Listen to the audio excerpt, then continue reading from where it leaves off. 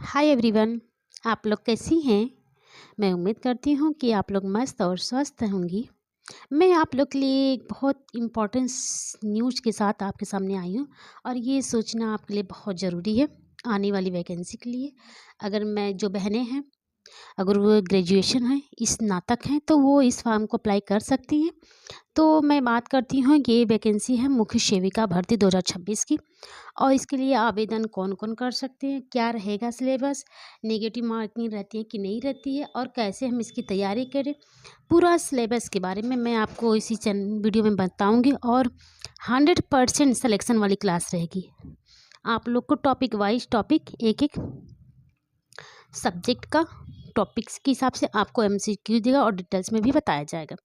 तो आप अगर मेरे चैनल पर नए हैं तो मेरे चैनल को लाइक, सब्सक्राइब एंड शेयर करिए और अपनी प्यारी सी बहन को सपोर्ट कीजिए, क्योंकि आप लोग के सपोर्ट के बिना मेरा कुछ नहीं। मैं आप लोग के लिए मेहनत करूँगी और आप लोग का सपोर्ट रहेगा तो मैं और अच्छे कंटेंट के साथ आपको दूँगी।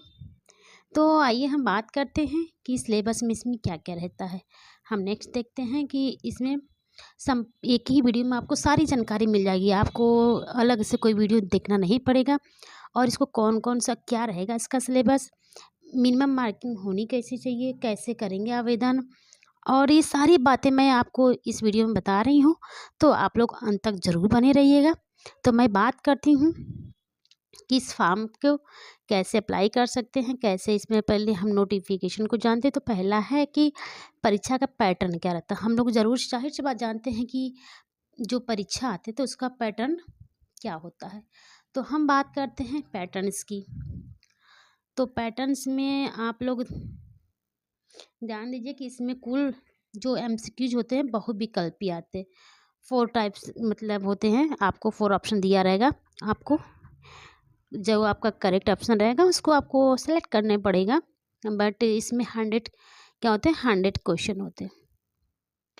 100 क्वेश्चन होते हैं और 100 मार्क के होते हैं। 100 जो होते हैं, 100 क्वेश्चन 100 मार्क के।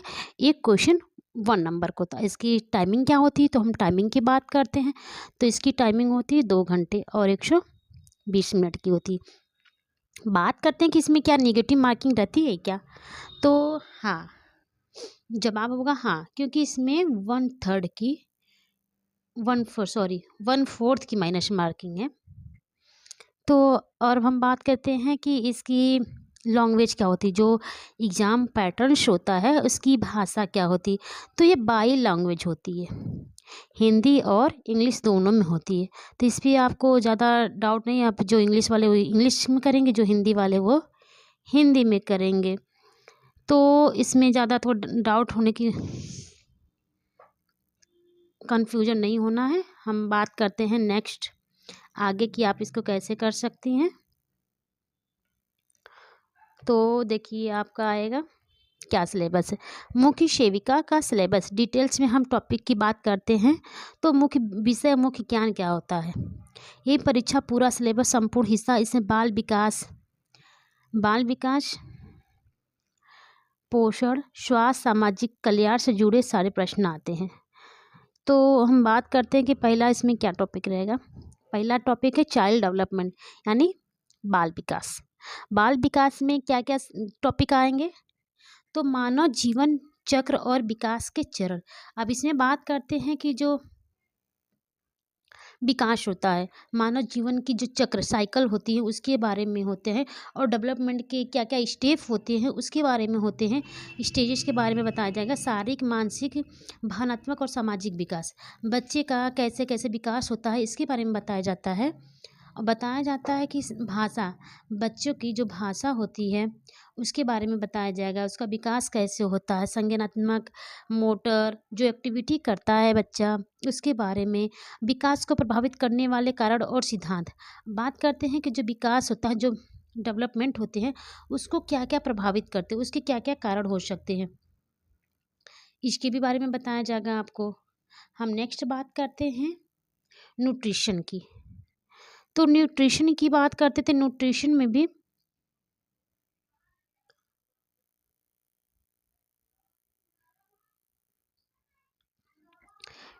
में बात कर लेते हैं। तो इसमें आता है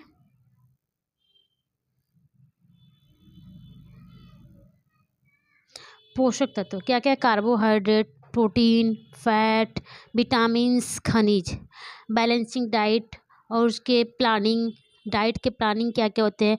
एनर्जी डाइट, कैलोरीज, वेट प्रबंधन मतलब जो वजन का मैनेजमेंट हम करते हैं, पोषण से जुड़ी समस्याएं, माल न्यूट्रिशन के बारे में भी आपसे क्वेश्चन आता है। ये न्यूट्रिशन से संबंधित होते हैं। भोजन तैयार करने के समय पोषण संबंध संरक्षण, और इसके भोजन जब हम तैयार करते हैं तो उसमें क्या क्या हमें न्यूट्रिशन मिल रहा है नहीं मिल रहा है, उसके बारे में भी हमें संपूर्ण जानकारी इसी के अंदर के आती है। तो ये हमारा सिलेबस होता है, न्यूट्रिशन का होता है, चाइल्ड डेवलपमेंट का होता है। नेक्स्ट हम बात करते हैं हेल्थ की। तो अब जानते हैं कि हेल्थ के बारे में भी, जैसे समान रोग लक्षण और ट्रीटमेंट। तो जो कॉमन होते हैं कि इसके क्या क्या रोग हो सकते हैं, सामान्य उसके ट्रीटमेंट क्या है, उसके उपचार क्या कर सकते हैं। और इसमें आता है वैक्सीनेशन कार्यक्रम। वैक्सीनेशन को कब, कौन सी वैक्सीन कब लगाई जाती है, उसके उद्भावन हो, उसके कब लागू किया गया था, कौन सी वैक्सीन किसको दी जाती है, ये सारी डिटेल्स आपको वैक्सीनेशन के अंतर्गत मिलेगी। महिला स्वास्थ्य, गर्भावस्था, प्रसव। अब हम बात करते हैं कि महिला स्वास्थ्य, जो फीमेल हेल्थ होता है उसके बारे में हम बात करें, प्रेगनेंसी के बारे में बात करेंगे, और लेबर के बारे में। ये डिटेल्स हमारा हेल्थ के अंदर आगत आता है। बहुत सी बहनें जो नर्सिंग की होती हैं वो ग्रेजुएशन करती हैं, तो उनको भी इस समय पढ़ाया जाता है। तो जाहिर सी बात है कि जो ये महिला हेल्थ, स्वास्थ्य, गर्भावस्था और प्रसव, तो ये female health, pregnancy and labours के बारे में है। फिर उसके बाद नवजात शिशु देखभाल, स्तनपान, फिर न्यूबॉर्न केयर की बात होती है।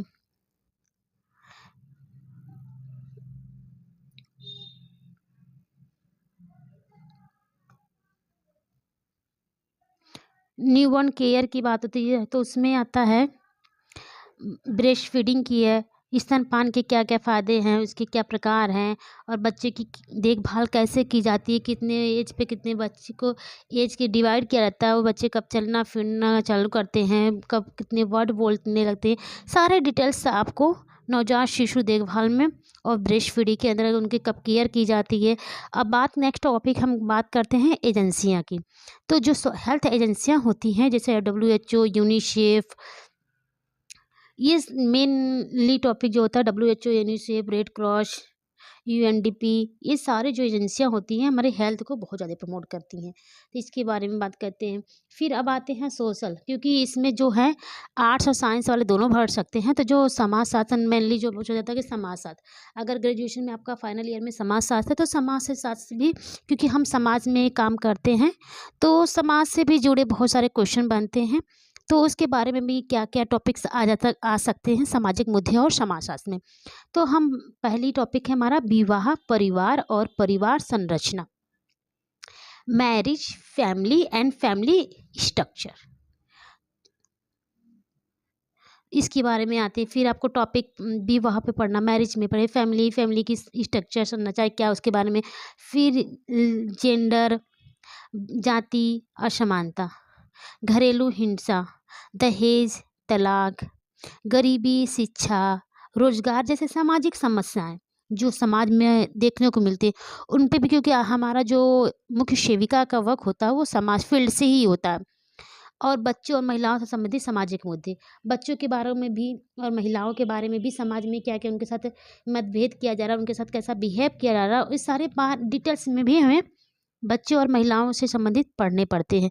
तो अगर आप लोग को मेरा ये टॉपिक मैंने बता दिया है, और मैं एक एक टॉपिक करके आपको जो होती हैं NCERT की भी जो आती हैं बुक्स, मैं उसी से आप लोग को MCQs भी दूंगी। और अगर आप लोग चाहे तो मैं एक एक टॉपिक डिटेल्स में पढ़ाऊँ, ताकि देखिए आयोग है वो कब कहाँ से क्वेश्चन पूछ लेगा कोई नहीं जानता है।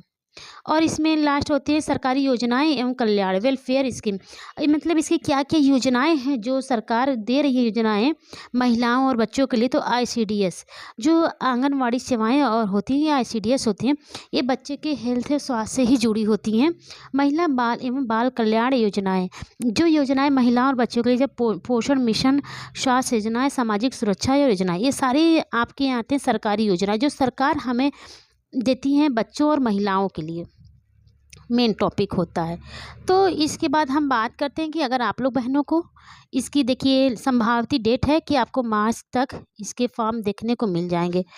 इस फरवरी में तो नहीं आएगा, बट मार्च में 100% उम्मीद की जा सकती है कि आपका जो है फॉर्म की डेट मार्च में आ सकती है। और मार्च में आपको देखने को मिल सकता है। तो आप लोग को मेरा ये वीडियो अच्छा लगे तो मेरे चैनल को लाइक सब्सक्राइब एंड शेयर करिए, ताकि और बहनों सब तक ये न्यूज़ में, और आप लोग हमारा सपोर्ट करिए। मैं आप लोग को अच्छे से अच्छे टॉपिक जो कि आपके 100% क्वेश्चन में आने वाले उम्मीद करती हूँ। और आपकी सारी ये जो टॉपिक मिलेंगे आपको NCERT बेस होगा, इसकी गारंटी मैं लेती हूँ कि 100% NCERT बेस होगा। तो इसमें कोई समस्या नहीं है। आप लोग को मैं डिटेल्स में और MCQs के द्वारा दोनों की तरह पढ़ाऊँगी, टॉपिक वाइज टॉपिक, एक एक टॉपिक एक ही दिन में पढ़ाऊँगी, ताकि आप पे ज़्यादा बर्डन भी ना पड़े। क्योंकि अभी फॉर्म आया नहीं है, फॉर्म आने के भी 2 महीने लग सकते हैं। इस मार्च के माल तो नहीं आएगा, अप्रैल मार्च में ही हो सकता है लास्ट में आ जाए एग्ज़ाम, फॉर्म आ जाएगा। उसके 2 महीने 3 महीने मिलते हैं पेपर के लिए, तो आपके पास बहुत टाइम है और आप पढ़ाई अच्छे से करते रहिए। धन्यवाद, टेक केयर, बाय बाय। मिलते हैं नेक्स्ट वीडियो में।